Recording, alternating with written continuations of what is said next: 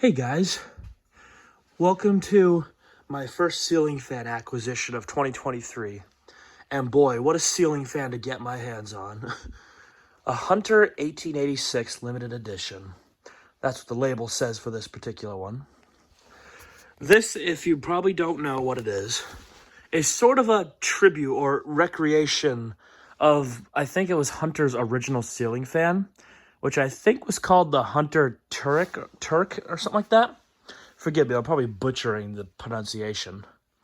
That's what I believe this fan is. This one is obviously a pretty hard to find fan. Aside from the fact that they're stupidly expensive and they fetch big money, I got really lucky with this one. You had it for dirt cheap. So, yeah.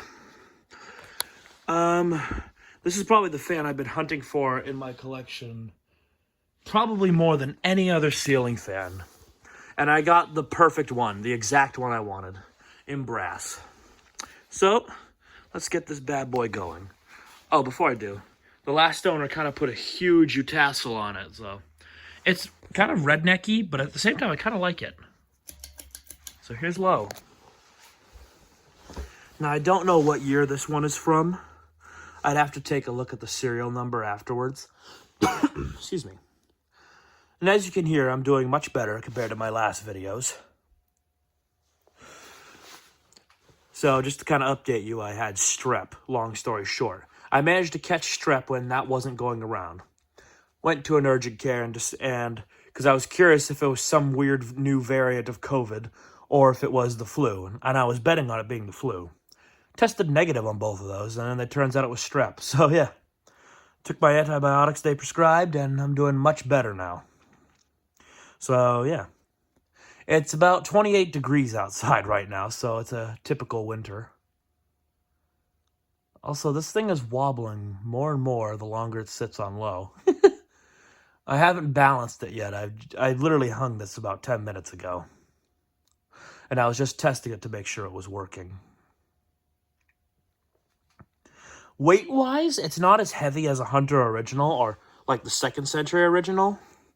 But it's not exactly lightweight either.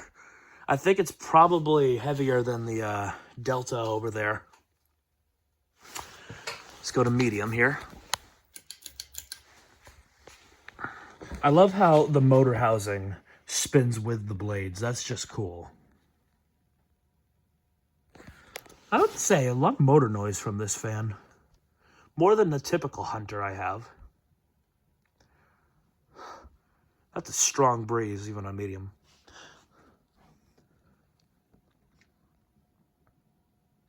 So yeah, it was kind of an interesting story. This fan sat in a guy's house. I think he and his wife had sold their home. And I guess they wanted to sell the ceiling fan rather than leave it with the house. So, and long story short, that's how I came by this fan. The house itself was beautiful. Like, this thing it would easily fetch like $500,000 or more even. I don't know, with housing prices going up and down. That's my estimate, because it was a beautiful house. So it kind of makes sense that this fan would be in that house. That's cold. So let's go to high and get this over with. So this does mount like a Hunter original with the claw hook or whatever they call it. So it hangs like a Hunter original, which you need because this fan is heavy.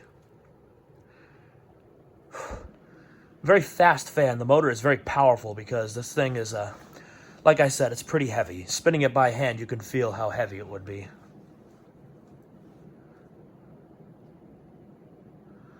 Not much wobble on high. It kind of smooths itself out. I said I need to balance it. I don't know if I actually need to. That's pretty level, as you can see. Yeah, it's funny because when the guy who sold it to me said that he really loved the fact it was brass. So I think he was a little hesitant to sell the fan. I don't blame him. It'll be hard-pressed to find something modern that blows this much air. This is definitely up there with the 2nd Century. I think it's definitely on par with the Casablancas too. This is definitely an awesome fan. And then we'll do spin down since it's so cold. Okay, yeah, that's off. I have seen these before in person, just not in this finish. I'm trying to remember the type of store I've seen them at. They have, oh, I'm drawing a blank on the name of the store. But anyway, there's this sort of a recreational store, and they have this cafe, which is kind of cool. And inside the cafe, well, before they closed it, but with the pandemic, they have 3 of these 1886 series fans. One of them is still visible because they still use that as like a sales floor, but the other 2 are kind of hidden behind some curtains. Long story short, they made it like an employees only area, which is kind of sad, to be honest. But yeah, they have 3 of these, and they have dust from sitting still. They haven't run in a long time. Excuse me. I still have a lingering cough, but that's kind of irritating. But other than that, I'm fine. I have seen them run in the past, like years ago, but not recently. They're not an antique brass. They're kind of a blackish color. Actually, now that I think about it, I made a video of them years ago. You could probably find it in my much older videos if you dare venture that far. A pretty quick spin down on this, too. But, yeah. As far as I know, you can still buy this fan today. The ones they sell now come in that nice, I think it's wrought iron is the name of the color. I could be wrong. In like an iron blackish color. But they're only 2 blades. And they're a whopping like $750.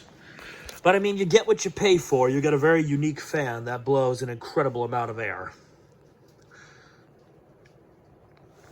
So other than that, there you have it. The Hunter 1886 Limited Edition. So, also, update on the fan display. Now that I'm doing better, I am nearly done adding to the display and nearly finished building it. I have to replace, I think, 2 or 3 more fans with some new ones I have. So you can expect a new video, or you can expect the next fan display video in, I would say, at least 3 to 4 weeks. Or 2 to 3 weeks even, if I feel so inclined. So, yeah, you can look forward to that. So anyway, thank you guys for watching, and have a good day.